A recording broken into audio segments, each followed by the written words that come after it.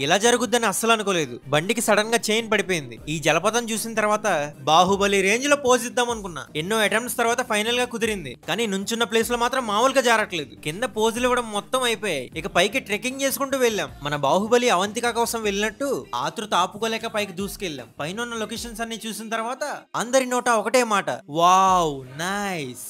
మీరు పైకి ఎక్కేటప్పుడు మాత్రం చెట్లు పట్టుకుంటూ చాలా జాగ్రత్తగా రావాలి. పైన లొకేషన్ అయితే సూపర్ ఉంది. ఇక మనలో ఉన్న ఫోటోగ్రాఫర్స్ అందరూ బయటకు వస్తారు. అలాగే యాక్టర్స్ కూడా. మనకి కుర్రతనం ఇంకా పోలే. పైన నుండి కిందకి వస్తుంటే బాహుబలిలా ఫీల్ అయిపోతాం. ఇక దేవరా సాంగ్ కి వైబ్ అయ్యి కిందకి దిగడం స్టార్ట్ చేసాం. ఎక్కడం మాత్రం శివుడు ఎక్కినట్టు ఎక్కేసాం. కిందకి దిగడం అంటే చాలా పెద్ద టాస్క్. ఈ లోపు జనాలు కూడా వచ్చేసారు. వరుణ్ మావ ఇంకా రాలేదేంటి అనుకున్నాం. వచ్చినప్పుడైతే మాదొక్కటే బండి. చెత్త మాత్రం డస్ట్బిన్ లో పడేయకుండా ఏంటండి ఇది, డస్ట్బిన్స్ వాడండి. ఇక వచ్చేటప్పుడైతే బండికి చైన్ పడిపోయింది. ఫ్రెండ్స్ ఇద్దరినే రెంచుల కోసం పంపించాం. మేమైతే వాటర్ ఫ్లోట్ అవుతుందని అలా కిందకి వెళ్ళాం. మా పవన్ గడ్ అయితే టార్జన్ లా ఫీల్ అయిపోయాడు. అలా వాటర్ లోకి రాళ్ళేసుకుంటూ ఉన్నాం. ఈ లోపు ఫ్రెండ్స్ వచ్చేసారు. మా unicorn bike open chains pocket కాదు, అందుకే చాలా కష్టపడ్డాం. ఇది ఒక మంచి ఎక్స్పీరియన్స్ అసలు. వచ్చేటప్పుడు వెళ్ళేటప్పుడు అయితే పిల్ల కాలువలు చాలా ఎదురవుతాయి. మనకి చాలా దూల ఎక్కువ కదా, ఇటు నుంచి అటు దూకేసా. ఎవరైనా వచ్చే వాళ్ళు అయితే వీక్ డేస్ లో మాత్రమే రండి, మీకు మంచి ఎక్స్పీరియన్స్ దొరుకుతుంది. అండ్ సరౌండింగ్స్ ని క్లీన్ గా ఉంచండి. నెక్స్ట్ వాటర్ ఫాల్ కి వెళ్ళిపోదాం.